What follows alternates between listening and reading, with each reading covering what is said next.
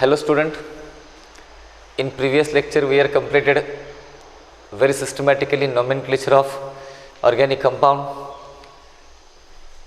in common system, as well as some rules are required to decide the nomenclature of organic compound in IUPAC.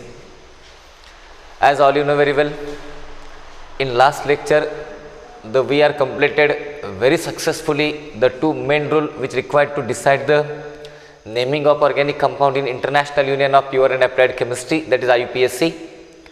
The first rule is called as the selection of PC, that is selection of parent chain, and second rule is called as the numbering in selected parent chain. As all you know very well, how to select the PC, that also requires some 4 sub rule. In that first, while selecting the parent chain, the first preference goes to functional group, second preference goes to multiple bond, and third preference goes to number of carbon atom, and fourth preference goes to the substituent. That one is very important. The second sub rule, if carbon containing functional group are there, that carbon containing functional group is represented by lowest possible number. So all these things you know very well, all the sub rules, as well as how to decide the numbering in the selected parent chain. In today we are going to discussing the main and very important part of this organic compound. I will give you some example by considering the previous rule, and then we are going toward the next and very important part of this nomenclature topic. As all you know very well, in nomenclature system, how to select the PC. Suppose for example we have CH3 bond CH2 bond CH2 bond CH2 bond CH3 bond CH2 bond C double bond O bond CH2 bond CH3. My question is this is the organic compound which contain the carbonyl group as a functional group, that is ketone as a functional group. तुम्हाला माहित आहे C double bond O च्या बाजूला दोन alkyl group आले का आपण याला कीटोन म्हणतो. आता कीटोन हा फंक्शनल ग्रुप आहे, but this functional group content the carbon atom, therefore carbon containing functional group. According to main rule, according to the main first rule, which one is the longest chain, which one is the PC? 1 2 3 4 5 6 7 1 2 3 4 5 6 7 8. This is the parent chain, because in parent chain it contains the maximum number of carbon atoms. So parent chain contain 8 carbon, therefore parent alkane is octane. Now numbering start from either this side or this side. Numbering must be start from this side, because this is the carbon containing functional group that must be represented by lowest possible number.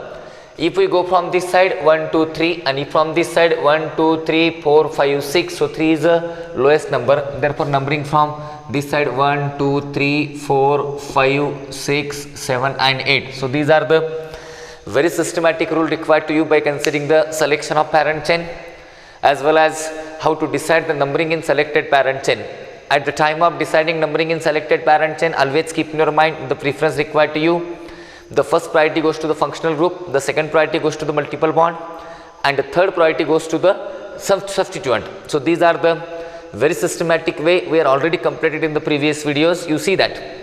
Now today I am going to discussing with you the main structure, main skeleton of this nomenclature. Once if you know the main structure, once if you know the main skeleton, then the naming of this organic compound become very much simple. At main skeleton, main structure means what? Suppose for example in examination they ask you the question by giving some organic compound which contain more than one functional group, then such organic compound is called as the polyfunctional organic compound. And while deciding the nomenclature of polyfunctional organic compound in IUPAC system, out of that all functional group, only one functional group is there, that functional group act as the PFG, that one is called as the principal functional group. Once if you know the principal functional group, then remaining all functional group automatically become the substituent, and when remaining all functional group automatically become the substituent, then all these things become very much simple to you. So these are the very important and successful phenomenon related with this point. Now I will give you some important format. Listen very carefully. This is a very successful format required to you for IUPAC nomenclature. Once if you know that format, then naming of the organic compound become very simple. So see toward the board, I will give you all the detail related with this format. Now which is a format of IUPAC? Which is a format of IUPAC? While deciding the IUPAC name, you must know secondary prefix of that organic compound. So what is the secondary prefix? I will give you all the details. Secondary prefix, it means that IUPAC naming of any organic compound start from the secondary prefix. It is compulsory. After the secondary prefix, we require the primary prefix. So what is the primary prefix and how we use that primary prefix while decide the naming of organic compound? Once if you know the primary prefix, then we add here word root. This is very important, word root, or it is also called as the root word. What is the meaning of root word and what is the meaning of word root, we will decide later on. After adding the word root, then we go toward the primary suffix. This is very important. Then we go toward the primary suffix. What is the primary suffix? This is also very much important things. And after that primary suffix, see here, after that primary suffix, the last nomenclature system completed by secondary suffix. After that primary suffix, the last way we are completed by considering the phenomenon which is called as the secondary suffix. So see what happened here, what is the important phenomenon related with this. So nomenclature system, if you want to decide the naming of organic compound, these are the very much important concept related with you. The naming of organic compound depends on only this format. Once if you know the format, then the naming of organic compound become very simple. तुम्ही सगळ्यांनी ह्या फॉर्मॅटला तोंडपाठ करा, जेणेकरून तुम्हाला नाव लिहिताना अवघड जाणार नाही. आता बाळांनो, I will explain you what is the meaning of this format. तुम्हाला सगळ्यांना माहिती आहे how to decide the parent chain, you know very well. How to give the numbering after deciding the parent chain, ते पण तुम्हाला चांगलं माहीत आहे. आता सगळं केल्याच्या नंतर मग नाव द्यायचं कसं, how to decide the name of that organic compound, हे तुम्हाला मी आता सांगतोय. तुम्ही सगळ्यांनी नीट बघा. आता बाळांनो, सेकंडरी प्रिफिक्स म्हणजे काय? सेकंडरी प्रिफिक्स म्हणजे this is called as substituents. This is called as substituents with locants. याचा अर्थ काय? याचा अर्थ असा, after deciding the PC, if in that parent chain some substituents are there and if you know the substituent are present, then on which position that substituent are present हे माहीत पाहिजे. म्हणजे तुम्हाला सबस्टिट्युएंट्स आहे हे कळालं, आणि लोकंट्स म्हणजे काय, तो कोणत्या पोझिशनला आहे पॅरेंट चेनमध्ये, तो दुसऱ्या कार्बनला आहे का तिसऱ्या कार्बनला आहे का पहिल्या कार्बनला आहे, that one is called as a locants. It means that while deciding the naming of that organic compound, your first priority goes to the secondary prefix. What is the meaning of secondary prefix? The meaning of secondary prefix is a substituent with locants. You know what is substituent, what is the prefix of that substituent. I will give you the list of that all substituent or all possible substituent required in the organic chemistry. You don't worry, I will all the substituent. See, then later on after writing the name of secondary prefix, now we are going toward the primary prefix. What is the meaning of primary prefix?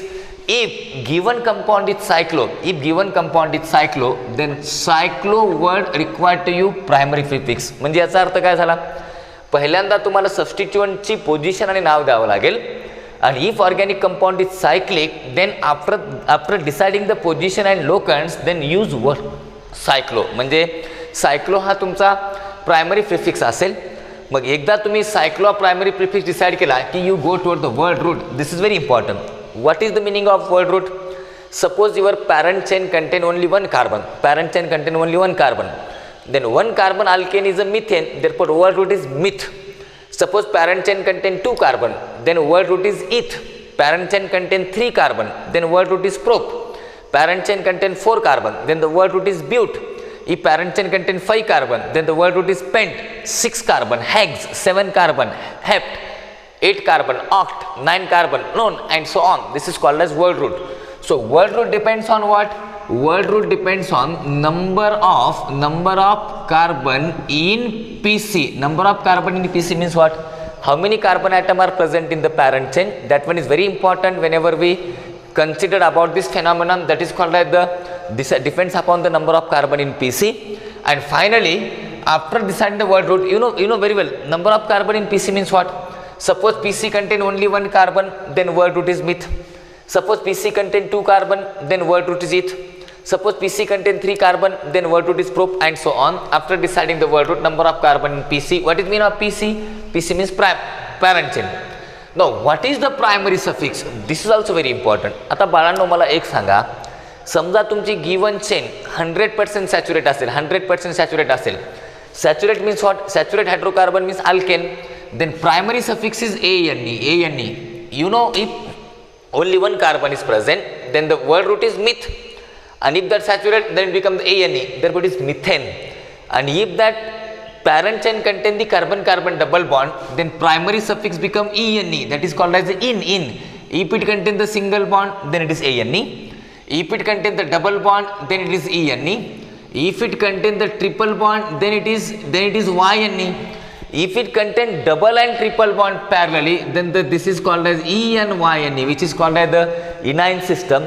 If it contains two double bond, then this is diene, dine. If it contains three double bond, then that one is trine, and so on. So this is the very much important format required to you while deciding the naming of organic compound, because I will give you all the detail required to you.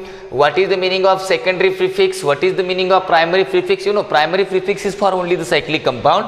Then secondary prefix means what? If in that parent chain substituents are present, then you must write that substituent with their position. That one is substituent with the locants. Finally, word root depends upon the number of carbon in PC. I will give you that table also, how to decide the word root. And then later on, what is the primary suffix?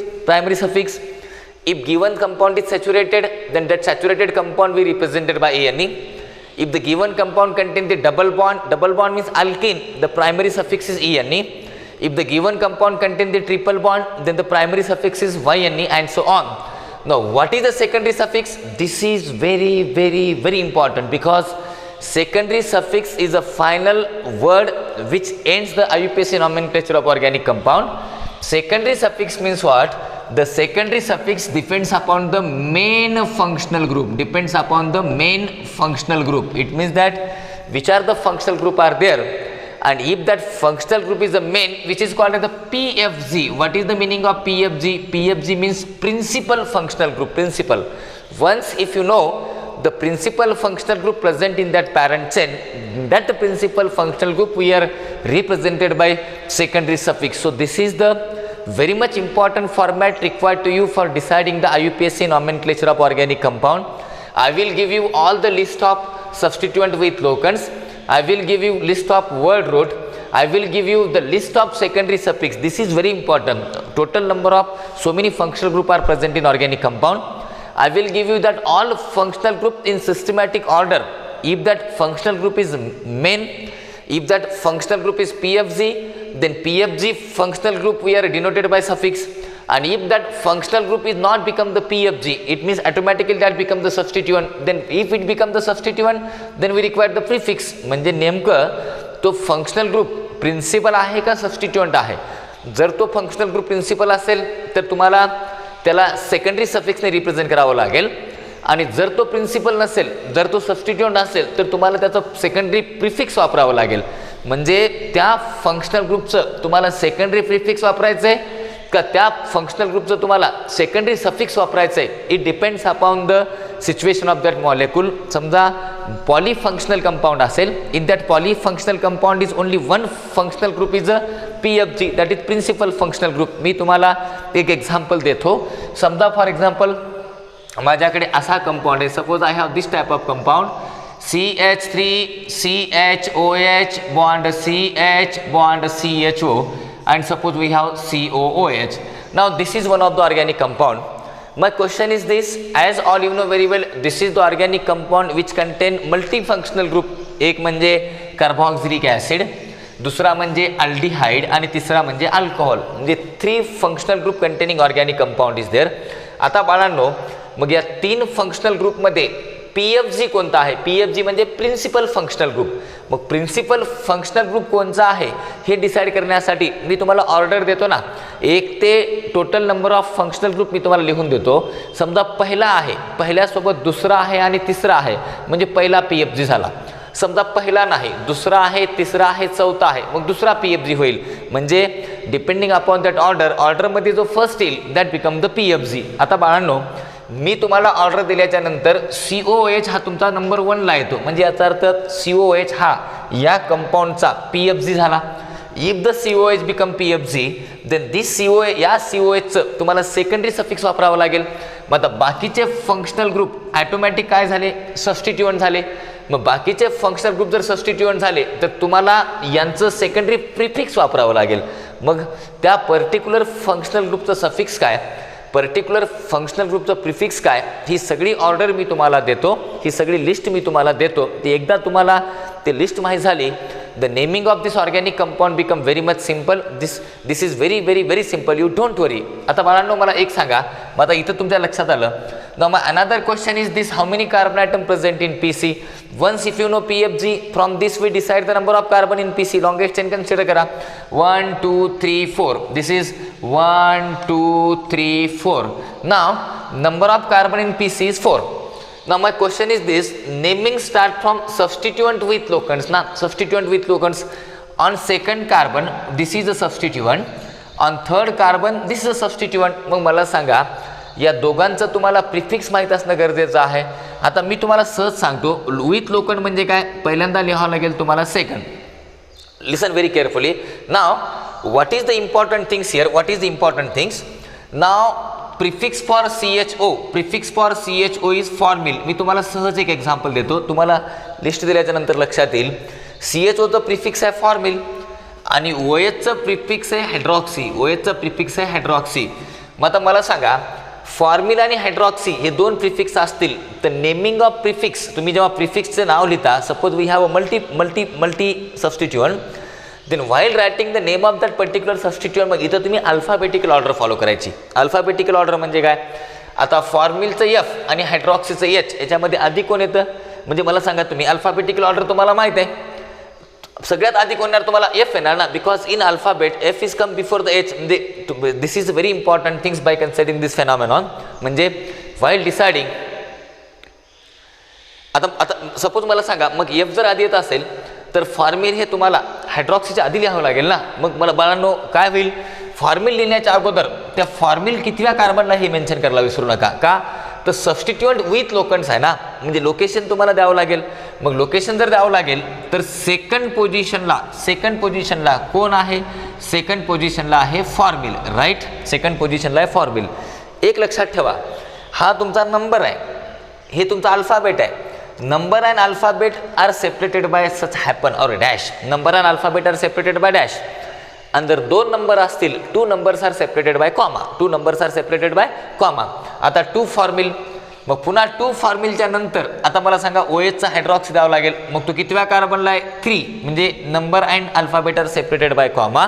मग नंतर काय करणार तुम्ही, 2 formal, त्याच्यानंतर काय झाला 3 hydroxy. हे झालं सबस्टिट्यूएंट विथ लोकंट, म्हणजे हे झालं या कंपाऊंडचं सेकंडरी प्रिफिक्स, करेक्ट.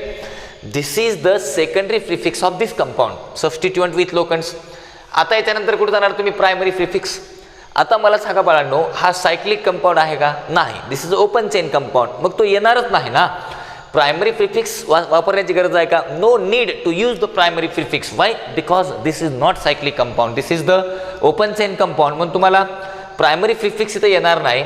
आता चला तुम्ही वर्ड रूटकडे. मग वर्ड रूट म्हणजे काय, number of carbon in PC. आता PC मध्ये एकूण कार्बन किती आहेत, 1 2 3 4.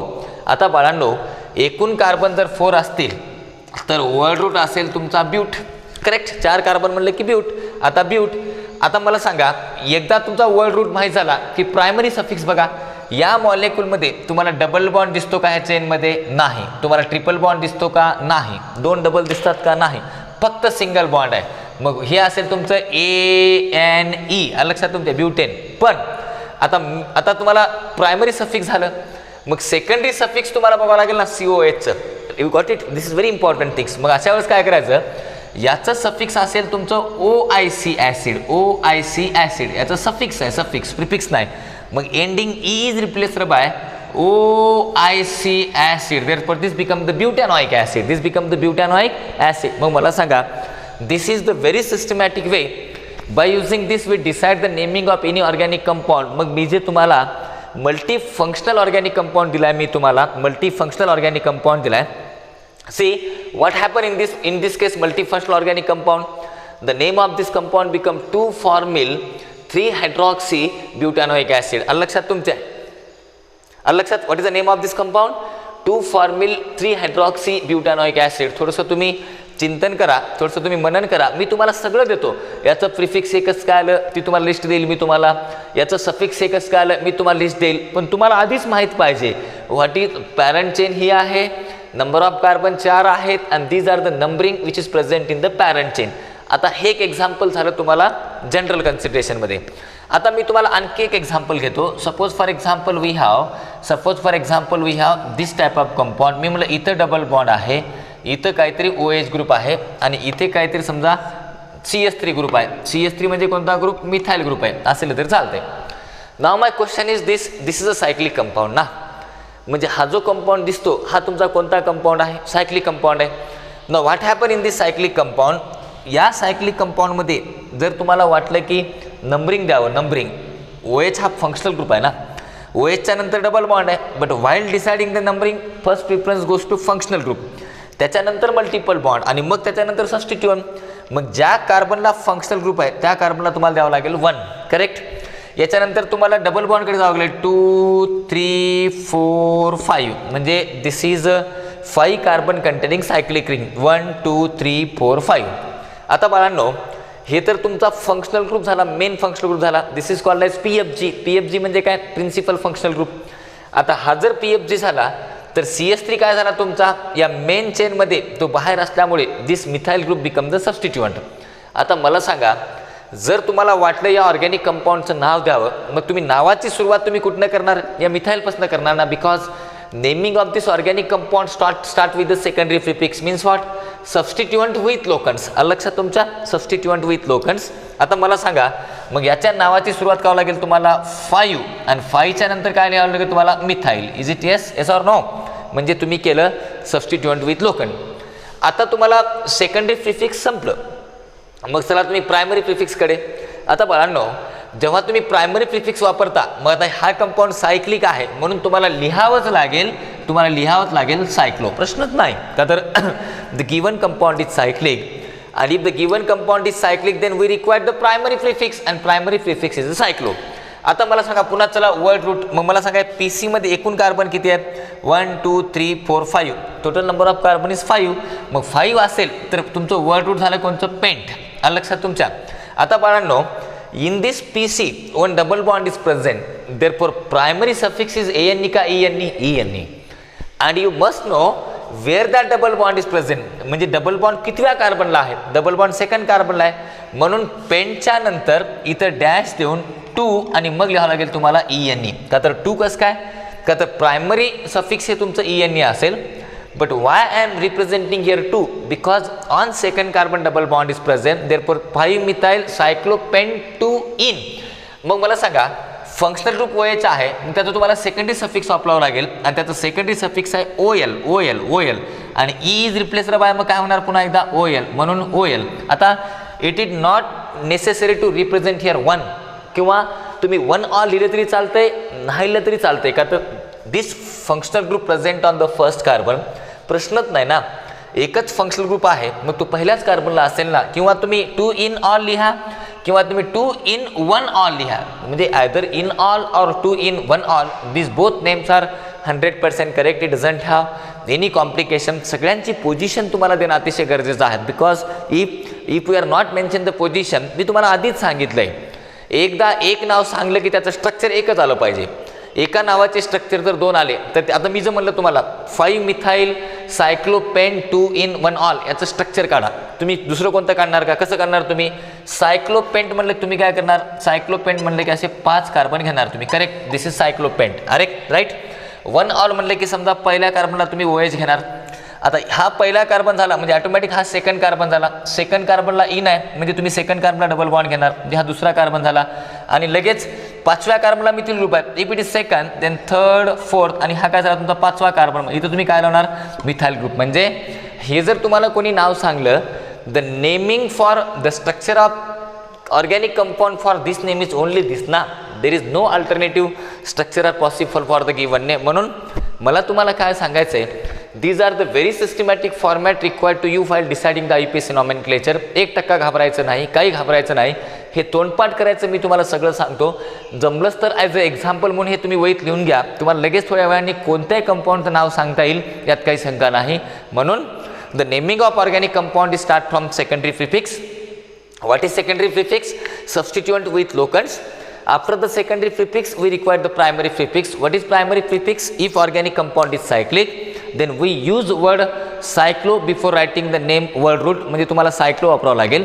After primary prefix, then we are going to the word root. What is word root? Word root depends on number of carbon present in PC. Once if you know the word root, then we are going to the primary suffix. What is primary suffix?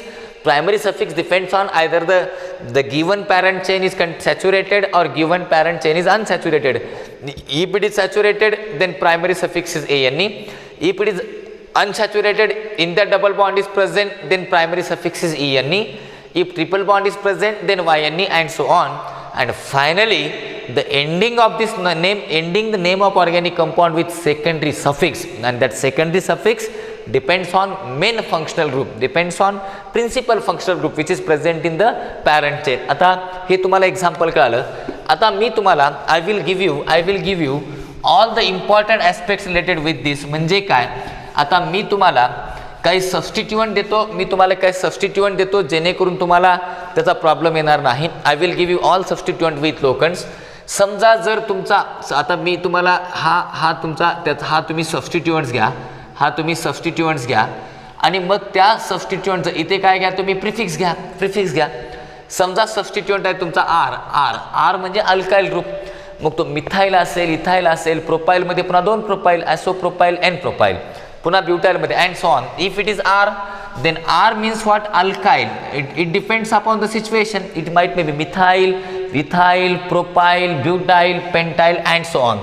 Suppose if your X means what? Halogen. Either it is F, Cl, either Br or I. F, Cl, Br, I. So X we use here halo. If it is F, then fluoro. If it is Cl, then chloro. If it is Br, then bromo. If it is I, then iodo. These are the prefix. These are the substituent. After that, suppose we have a NO2 group, NO2. Then these are represented by prefix nitro. लक्षात तुमच्या nitro.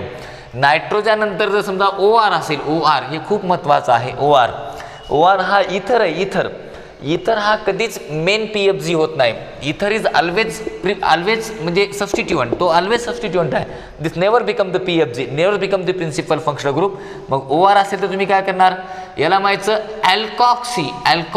अल्कॉक्सीचा अर्थ काय, जर R तुमचा methyl असेल तर methoxy. If it is ethyl, then ethoxy. If it is propyl, then two possibility, either isopropoxy or N-propoxy. Then iso and N we use in the IUPAC nomenclature. If it is substituent, main chain मध्ये नाही, substituent मध्ये तुम्हाला वापरता येतं OR. जर समजा तुमचा NH2 असेल, NH2 also become the PF. ते नंतर बघू आपण, NH2 तो ऑटोमॅटिक त्या PFG मध्ये येईल. पण जर NH2 असेल तर याला वापरावं लागेल तुम्हाला अमायनो. आणि इकडे बघा, आता मी तुम्हाला आणखी टेबल खूप महत्त्वाचं आहे. जर समजा तुमचा NHR असेल, R नीट बघा, इकडे बॉन्ड आहे म्हणजे हा N PC ला अटॅच आहे, PC ला. याच्या पुढे R, याचं नाव आधी द्यायचं म्हणून व्हायचं अल्किल, व्हायचं अल्किल, आणि नंतर वर्ड लिहायचा तुम्ही amino. This is alkyl amino. आणि जर समजा अशी केस असेल, समजा असं काहीतरी आहे, इथं समजा CH2 आहे आणि मग इथं NH2 आहे. आता बाळांनो इथे एकच कार्बन आहे ना, 2 असतील तर सिच्युएशन बदलेल, पण कार्बन एकच आहे, पण NH2 पुढे आहे ना, इथे NH आधी आहे, NH2 पुढे आहे. मग NH2 पुढे असल्यावर याला काय माहिती, अमायनो, आणि पुढे लिहायचं अल्काइल. आता अल्काइल म्हणजे काय, इथे एकच कार्बन असेल तर amino methyl. If it contain 2 carbon, amino ethyl, and so on. Amino methyl, amino ethyl. Suppose for example we have OH substituent. जर OH सबस्टिट्यूएंट असेल तर तुम्हाला माहिती याचं प्रिफिक्स काय असतं, तुम्हाला माहिती याचं प्रिफिक्स असेल हायड्रॉक्सी. लक्षात तुमच्या, समजा तुमच्याकडे OH सबस्टिट्यूएंट असेल, suppose for example I will give you all the list of this substituent. These are the very much important things related with this. समजा आपल्याकडे असेल, सपोज वी हॅव CH2OH. बघा, OH पुढे आहे, CH2 आधी आहे, म्हणून याचं नाव लिहिण्याच्या अगोदर लिहायचं हायड्रॉक्सी, आणि मग CH2 मध्ये काय लिहायचं, हायड्रॉक्सी अल्काइल. आता इथं मी तुम्हाला अल्काइल लिहायची गरज नाही, इथं मी तुम्हाला असं लिहू शकतो हायड्रॉक्सी मिथाइल. आलं लक्षात तुमच्या. आता इथं पण मी तुम्हाला काय जसं तुम्ही लिहिलं इथं अमायनो अल्काइल. आता अल्काइलच्या ऐवजी एकच कार्बन असल्यामुळे तुम्हाला असं पण लिहिता येतं अमायनो अमायनो मिथाईल. आलं लक्षात तुमचे CH2OH हायड्रॉक्सी मिथाईल. मी तुम्हाला आणखी काय लिस्ट देतो, काही राहिली असतील फंक्शनल ग्रुप तर NO2 झाला. त्याच्यानंतर घ्या CH2Cl. मला सांगा Cl पुढे आहे, मग प्रिफिक्सच्या अगोदर काय द्यायचं क्लोरो, आणि मग पुढे काय असेल तुमचं क्लोरोमिथाईल. आलं लक्षात. नाव डिपेंड्स ऑन सिच्युएशन. तुम्हाला जसे जसे सिच्युएशन येतील तसे तसे तुम्हाला त्या सबस्टिट्युएंटचं प्रिफिक्स काय असेल हे तुमच्या लक्षात येईल. If substituent is R then prefix is alkyl. If substituent is X then prefix is halo. If it is NO2 then prefix is nitro. If it is OR then it is alkoxy. विसरू नका OR alkoxy. R बदलू शकते ना, R methyl असेल तर methoxy, ethyl असेल तर ethoxy and so on. If it is NH2 then amino. If it is NHR alkyl amino. हे पहा याच्या पुढे जे असतं ना याला आधी घ्यायचं, अल्किल आधी घेतलंय मी, नंतर NH ला अमायनो. आणि जर हे आधी असेल हे नंतर असेल तर याला आधी घ्या अमायनो मिथाईल. का तर CH2 इथं आहे.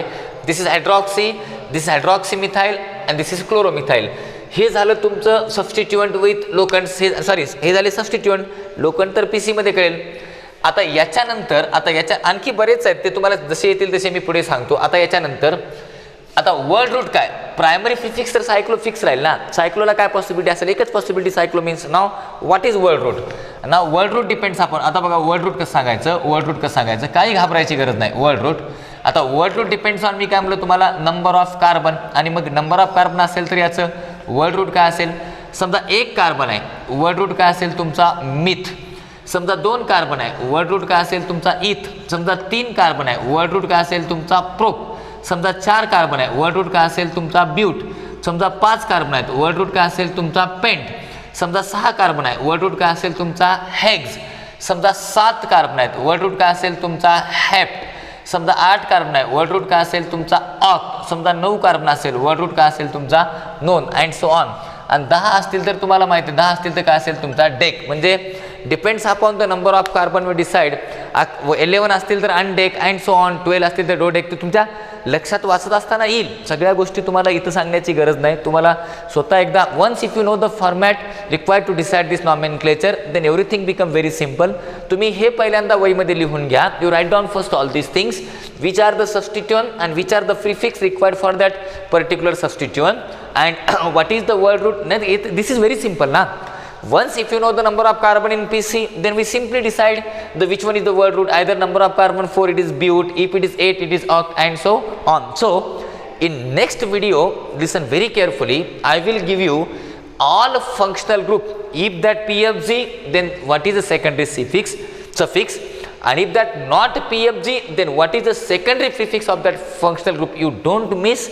Once if you know that all functional group, then what is the suffix of that functional group, what is the prefix of that functional group, the naming of this organic compound become very simple.